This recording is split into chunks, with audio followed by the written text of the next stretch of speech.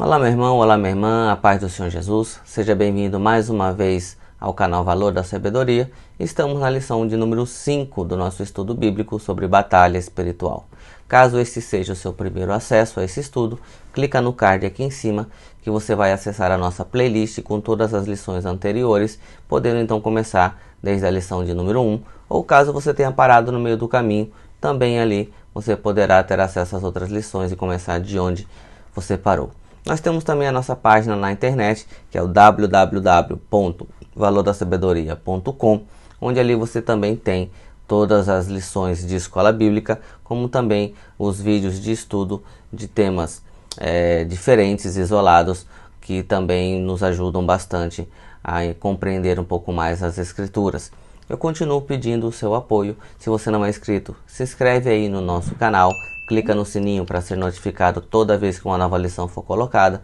Também deixa o seu like se você gostar desse vídeo, comenta, deixa a sua opinião, sua sugestão, que é importante para nós essa interação, e também compartilha, manda para os seus amigos, seus parentes, pessoal da sua igreja, para que outras pessoas também possam ser alcançadas e abençoadas com esse estudo. No mais, eu te agradeço mais uma vez de você estar aqui com a gente. Vamos continuar então e começar a nossa lição de número 5.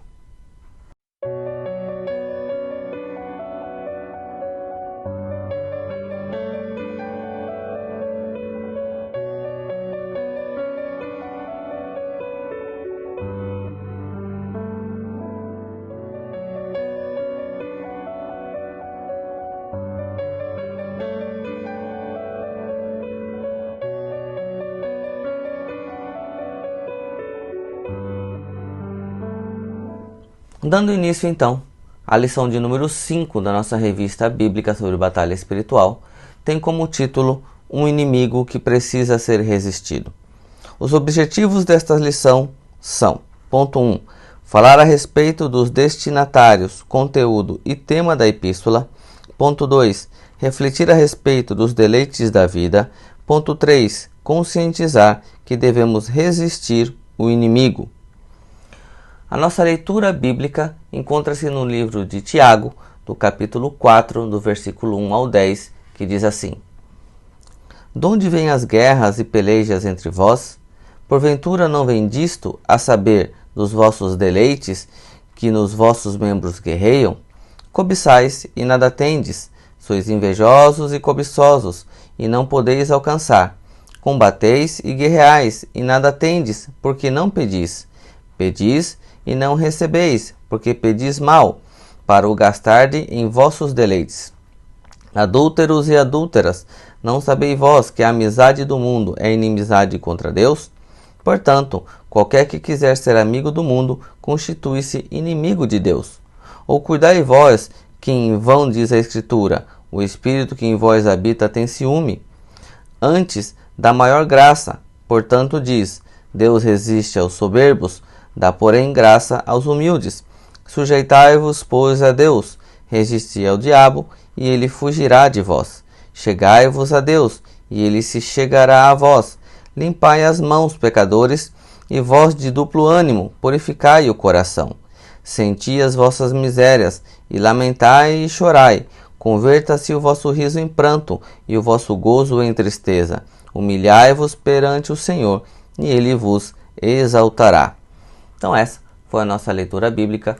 Então o livro de Tiago será usado como base para este estudo de número 5. A introdução desta lição diz o seguinte: esta seção da epístola de Tiago é, em outras palavras, um chamado à santidade. Tiago mostra que resistir ao diabo já é um bom começo e que devemos resistir às paixões, e mostra ainda que a amizade com o mundo é inimizade contra Deus. Então esta lição, ela vai tratar, usando ali a epístola de Tiago, nos chamando então a nos tornarmos santos, assim como Deus é santo, e resistir às tentações e todos os manjares que o inimigo possa colocar no caminho ou na nossa caminhada cristã. Vamos começar então com o nosso tópico de número 1. O tópico número 1 é a epístola de Tiago, que tem como seu primeiro ponto o destinatário, que diz assim: A carta foi dirigida especificamente aos primeiros cristãos dispersos e, de maneira geral, a todos os crentes em Jesus.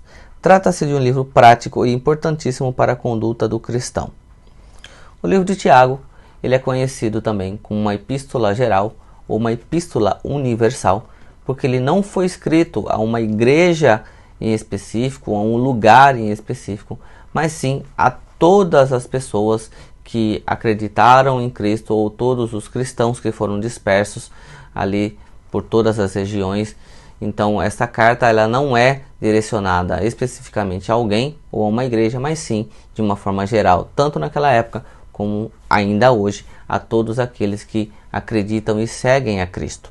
O ponto 2 é sobre o conteúdo da carta, que diz: o nome de Jesus só aparece 2 vezes, há pouco ensino doutrinário.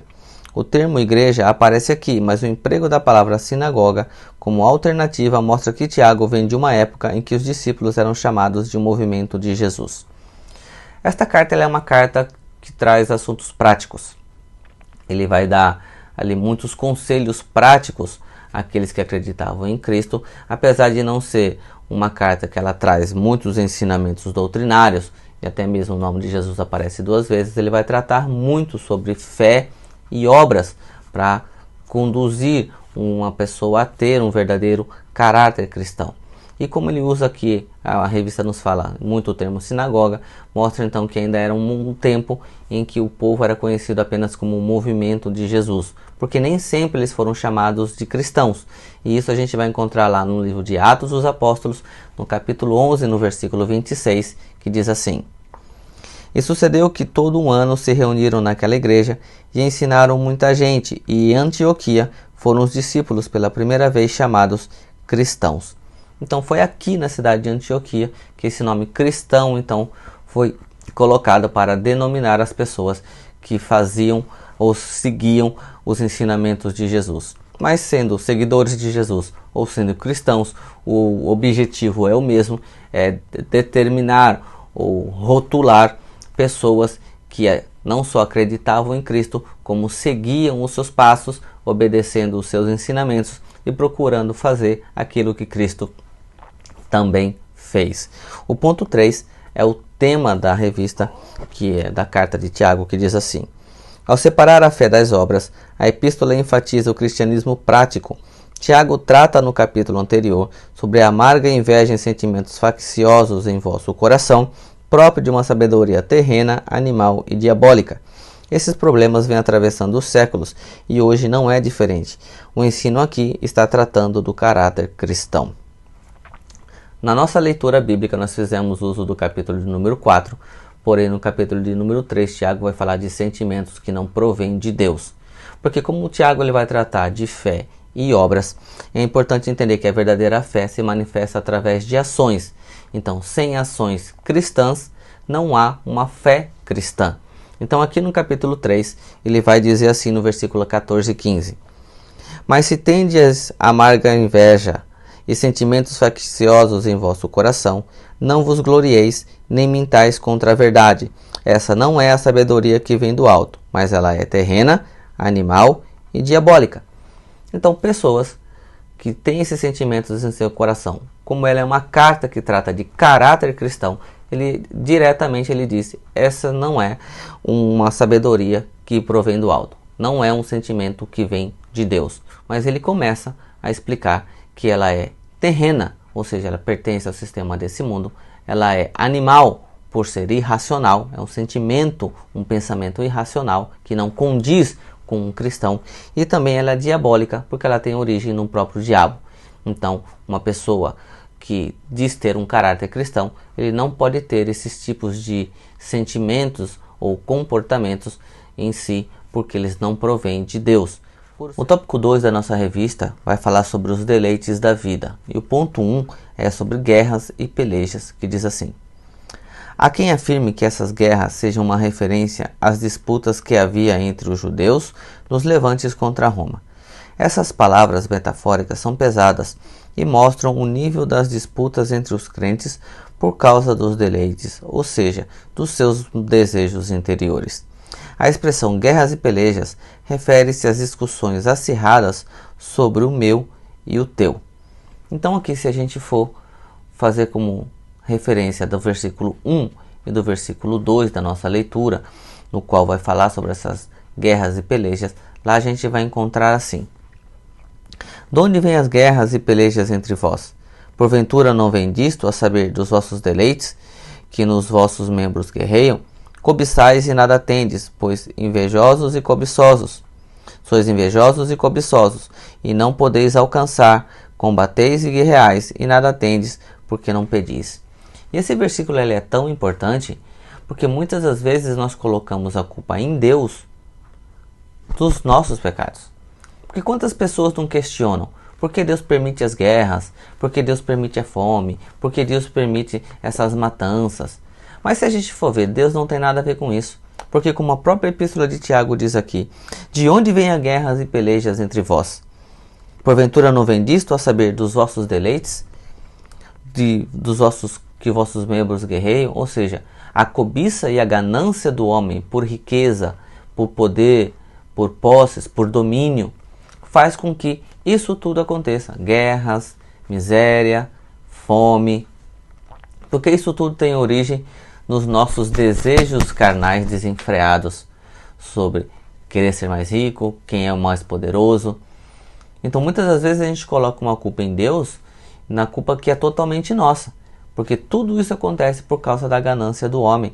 E isso é muito importante a gente entender, e fica muito claro aqui na epístola de Tiago. O ponto 2, ele vai falar sobre os deleites, e diz assim: os deleites ou os maus desejos que eram a motivação dessas pelejas. O termo deleites é edoné, para descrever deleites ou prazeres ilícitos. No período helenista, o conceito se restringiu ao significado de gozo sensual ou deleite sexual. É a procura indiscriminada do prazer. Então, essa busca de se satisfazer, de fazer aquilo que agrada aos seus sentimentos carnais, é o que tem provocado diversos males sociais. Porque o que pode agradar a mim, o que pode trazer felicidade para mim, pode trazer muita desgraça e infelicidade a outras pessoas. E é por isso que, como nós falamos no tópico 1, há tantas guerras e pelejas. Porque uma vez que você busca o seu prazer, você pode estar fazendo com que isso gere muito problema a outras pessoas. Pessoas que querem enriquecer de forma ilícita acabam prejudicando outras pessoas. Pessoas que querem ter poder ou querem ter domínio, eles acabam prejudicando outras pessoas. Por isso tantas guerras e tantos problemas sociais. Porque quando a pessoa pensa só no seu próprio eu, no que eu mereço, no que eu posso, não me interessa o que os outros sentem, não me interessa o que os outros estão passando, isso aqui gera um grande problema social e que já se tornou um problema mundial há muito tempo. Porque nós vamos encontrar ali no livro de Lucas, no capítulo 8, versículo 14, que diz assim: e aqui caiu entre espinhos, esses são os que ouviram, e indo por diante, são sufocados com os cuidados e riquezas e deleites da vida, e não dão fruto com perfeição. Lucas aqui, esse pedacinho do versículo está falando sobre a parábola do semeador. Ele está falando então daquela semente que cai entre os espinhos. Essas são as que ouviram, e indo por diante, são sufocados com cuidados e riquezas. O que quer dizer? Na verdade, essa semente ela caiu em solo, ela gerou até uma raiz, ela cresceu, porém ela foi sufocada, ela não se desenvolveu. Por quê? Porque os cuidados e as riquezas e os deleites da vida fizeram com que ela não desse fruto, fizeram com que ela realmente ela não gerasse praticamente nada, e ela foi sufocada. E isso são as pessoas que recebem a palavra do Senhor, gostam da palavra do Senhor, até aceitam a palavra do Senhor, mas acontece que ela não consegue deixar a vontade de fazer as coisas do mundo, os deleites do mundo, a busca do prazer que o mundo coloca como sendo prazer, que na verdade não é, são apenas felicidades temporárias. Mas essas pessoas que recebem a palavra, mas elas permitem que os desejos e as riquezas do mundo continuem comandando a sua vontade, essas pessoas acabam não conseguindo gerar e produzir realmente frutos no Espírito, como que é o dever de um verdadeiro cristão.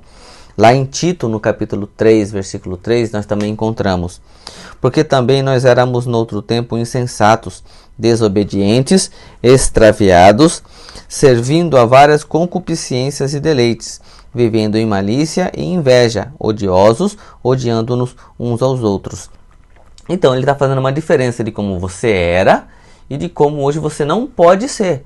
Porque ele diz assim: porque nós éramos em outros tempos insensatos, desobedientes, extraviados, servindo as nossas vontades e deleites, vivendo de malícia, de inveja, odiando-nos uns aos outros. Ou seja, todos esses sentimentos pertencem às pessoas que não conhecem a Cristo, pertencem a uma pessoa que não é um cristão. Então, essas pessoas que vivem no sistema do mundo, essas pessoas têm esses sentimentos de inveja, odeiam uns aos outros e acabam tendo assim a busca dos seus prazeres como um ato principal da sua vida. O importante é ser feliz, mas no sentido de quê? De prazeres carnais. E não buscando a felicidade onde realmente encontram, porque a paz que o mundo dá é temporária, a felicidade que o mundo dá é sempre temporária, é uma noite, é um dia. Mas aqueles que estão em Cristo encontram a verdadeira paz e a verdadeira felicidade, que não é temporária, mas ela não só é permanente, como ela ainda será eterna na glória. O ponto 3 fala sobre cobiçosos e invejosos, e diz assim: a cobiça é o desejo excessivo de possuir o que pertence ao outro, e a inveja é um sentimento de tristeza e pesar pela alegria, felicidade e sucesso de outra pessoa. O cristão deve se contentar com o que tem.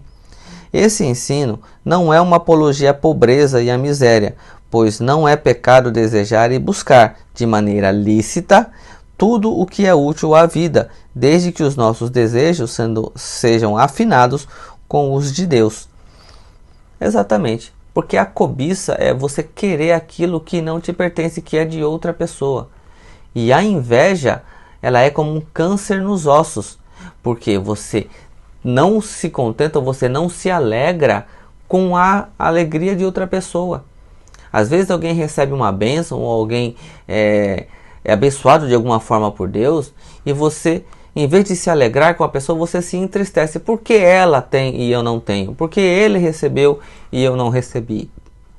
Por que não eu? Então, a inveja faz com que você não se alegre com a alegria do seu irmão. E isso não é um sentimento cristão. Porque a Bíblia diz que nós devemos nos alegrar com os que se alegram e chorar com os que choram. E a cobiça, ela é muito ruim.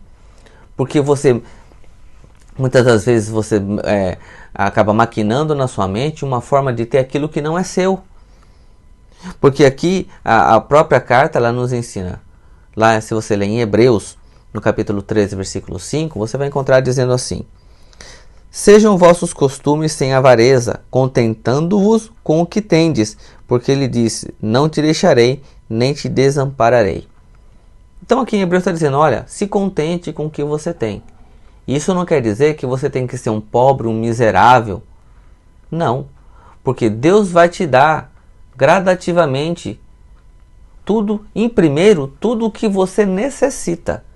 O Senhor, ele não deixa um justo passar necessidade. Agora, o sobejar, agora o excesso, ou o a mais, isso é um agrado de Deus. O necessário eu tenho certeza que ele não deixa faltar. Mas a abundância pode ser que você receba mais cedo ou mais tarde, não receba. Porque Deus sabe o que é bom para você e o que não é. De repente, se ele der mais do que você precisa, você vai largar o Senhor. Então ele fala: não, vou manter ele no que ele precisa. E não deseje o que é dos outros. Dê valor ao que Deus já te deu. E nem também fique triste pelo que você ainda não recebeu. Contente-se com o que você tem e agradeça a Deus pelo que você tem. E aí, então, você sendo grato pelo que você tem, eu tenho certeza que o Senhor vai ver no seu coração que você tem condições de receber mais.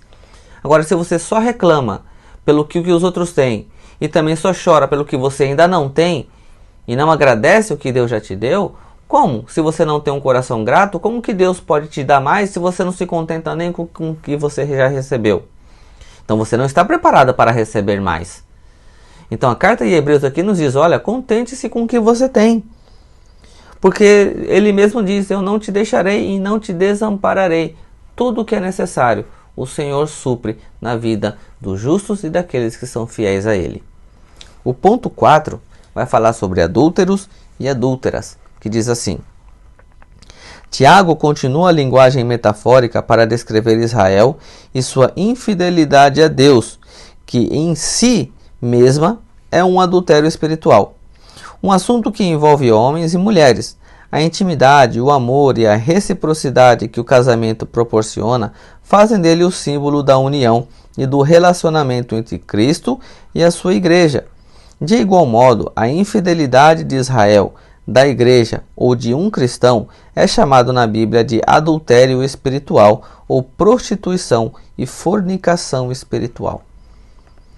Então, quando aqui metaforicamente ele fala de adúlteros e adúlteras, ele não está falando de um homem e uma mulher.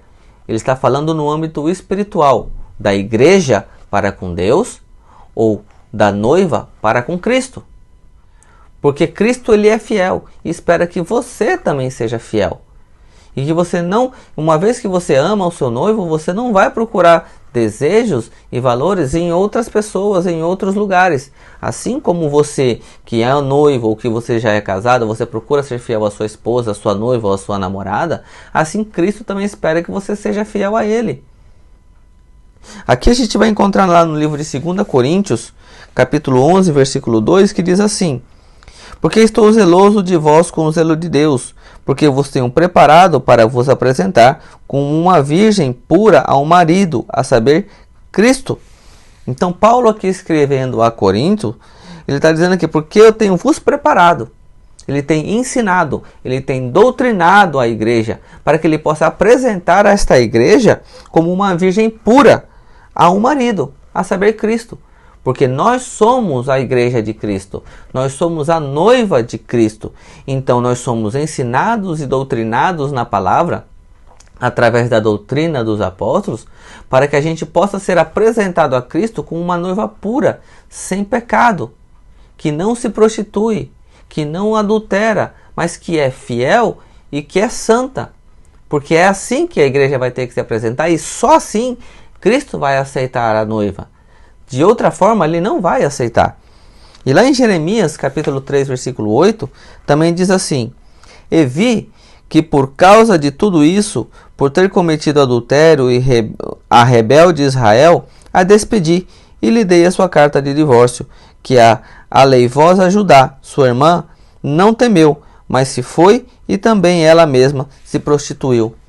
Então, assim como no tempo de Jeremias o Senhor rejeitou Israel por ela ter se prostituído com outros ídolos, com outros deuses, se esquecendo do Senhor, assim Cristo também não vai aceitar a sua igreja. Aqui está dizendo que o Senhor deu carta de divórcio a Israel, porque ele sempre vai tratar o seu relacionamento com o seu povo como um casamento.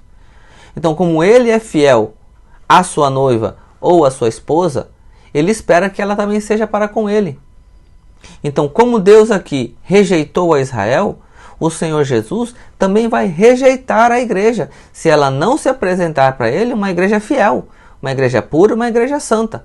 Por isso nós temos que entender que um verdadeiro cristão que é noiva de Cristo, ele não pode ficar nos deleites desta vida. Ele não pode cobiçar o que não é dele, ele não pode ter desejos mundanos e vontades mundanas que não condizem com o verdadeiro comportamento cristão. Ele tem que gerar obras que são dignas de uma verdadeira fé cristã, que mostra que ele está no caminho certo, que ele verdadeiramente ama ao seu noivo, ele ama a Cristo Jesus.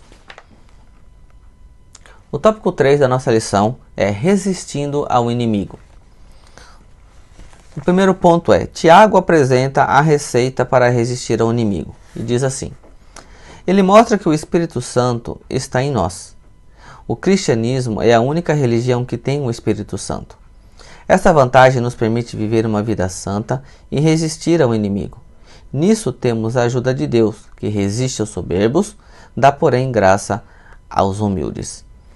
Então Tiago aqui ele vai começar a nos falar agora sobre a receita para resistir ao inimigo. E ele vai dizer aqui na nossa leitura no capítulo 4, no versículo 5, que vai nos dar aqui uma referência dizendo: ou cuidais vós, que em vão diz a Escritura, o Espírito que em vós habita tem ciúme? Então, ele está dizendo aqui que é o Espírito Santo de Deus que habita em nós. E o interessante, como ele diz aqui na carta, que o cristianismo é a única religião que tem o Espírito Santo, porque ele vai fazer uma referência ali no livro de João, no capítulo 14, versículo 16 e 17, porque o que acontece? Há outras religiões que acreditam em um só Deus, isso é verdade, porém, nem todas elas acreditam na Trindade, e esse é o problema. Então, muitas religiões você vai ver que acreditam num Deus Jeová, porém, não acreditam que Cristo é também Filho de Deus e é o próprio Deus. Outras podem até acreditar em Cristo, mas não acreditam que o Espírito Santo também seja uma pessoa, né? Que ele é uma pessoa da Trindade, mas sim que ele é uma força, que ele é um agir de Deus. E isso não condiz com o que nós acreditamos. E é por isso que nós cremos que o Espírito Santo de Deus é o que nos conduz, é o que nos guia. E essas outras religiões não acreditam nisso.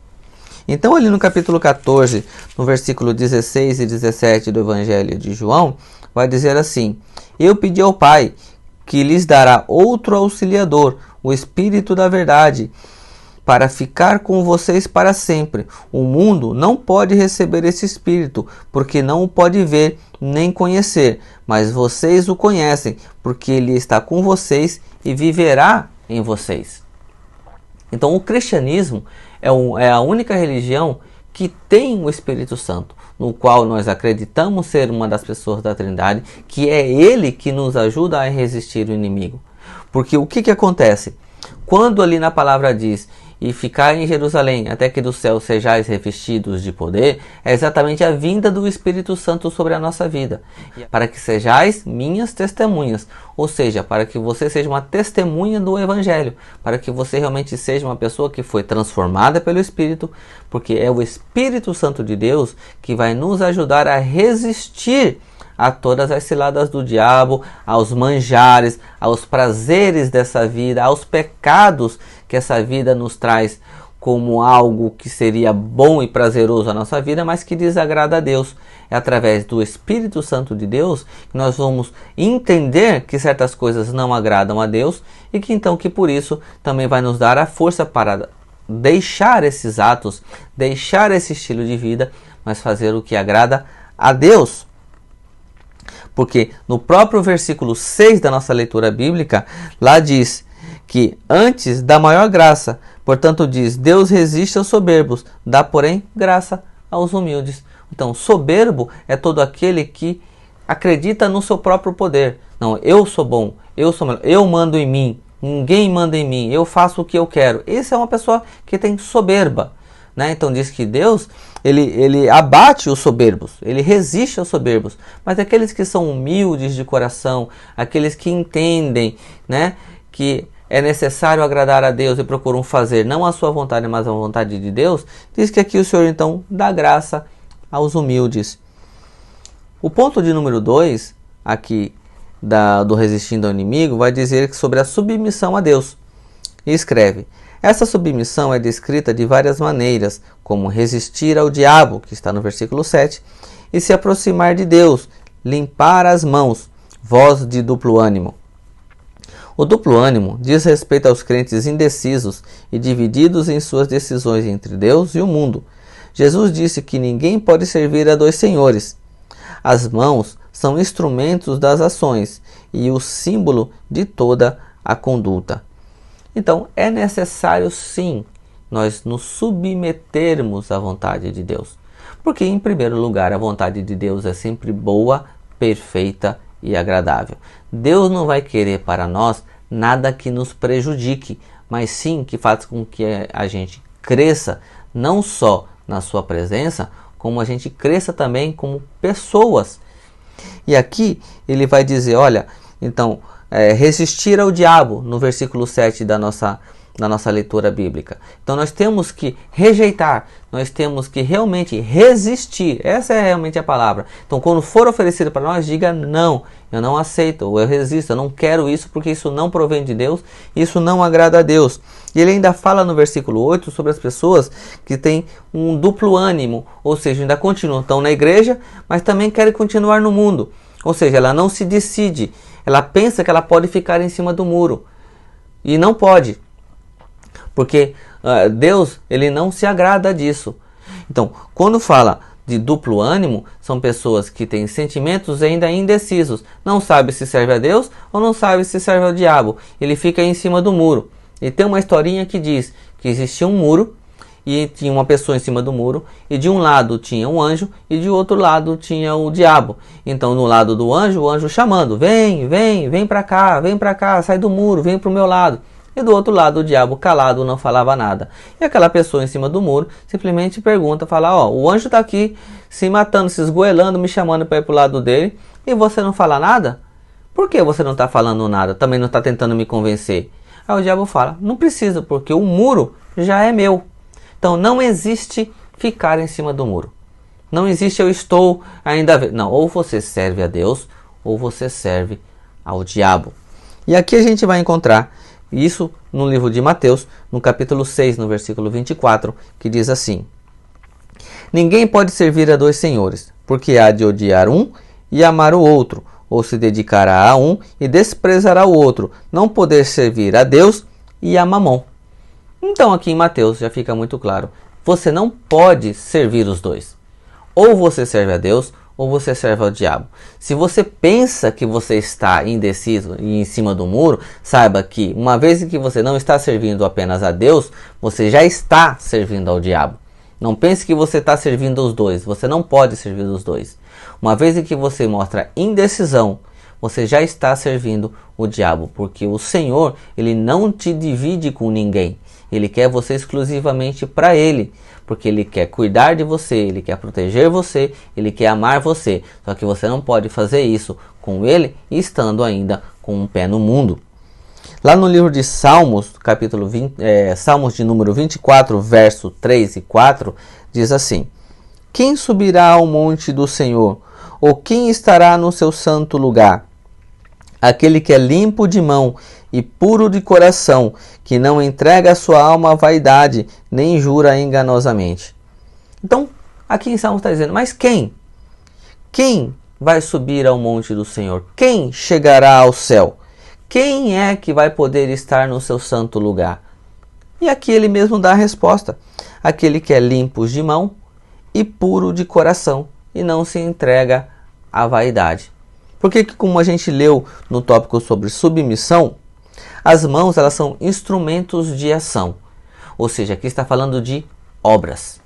Então, aquele que usa suas mãos para fazer boas ações, aquele que usa suas mãos para fazer boas obras, então aqueles que são limpos de mão ou procuram fazer a vontade de Deus usando o seu próprio corpo, esses sim chegarão no lugar santo do Senhor.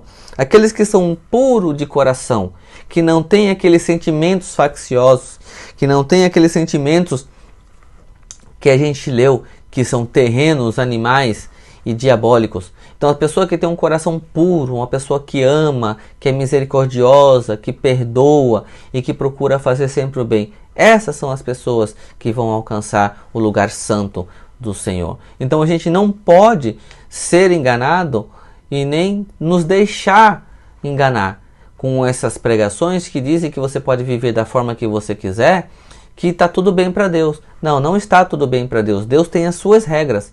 Deus tem ali os seus limites. Ele tem as suas ordenanças e espera que a gente viva de acordo com as suas regras para poder chegar até o céu.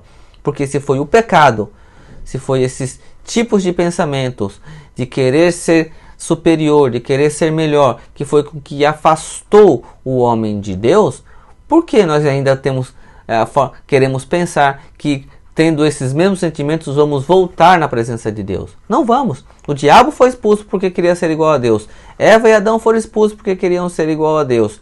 Por que a gente ainda pensa que em pecado vamos voltar à presença de Deus? Se foi esse o motivo pelo qual Deus nos afastou da sua presença.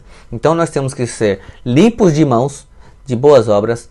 Temos que ter um puro coração de sentimentos bons que provêm dos céus para podermos chegar ao lugar santo de Deus. O ponto 3 vai falar sobre os lamentos e os resultados. E diz assim: Tiago continua: sentir as nossas misérias, lamentar, chorar, substituir o riso pelo lamento, sentir angústia e nos humilhar diante de Deus. Essas exortações resultam em bênçãos, entre elas é que o diabo fugirá de vós e o Senhor nos exaltará. Trata-se de uma vitória completa em Cristo. Então ali no versículo 9 da nossa leitura, então ele diz assim, senti as vossas misérias, e lamentai, e chorai, convertei-se o vosso riso em pranto, e o vosso gozo em tristeza. No 10, humilhai-vos perante o Senhor, e ele vos exaltará.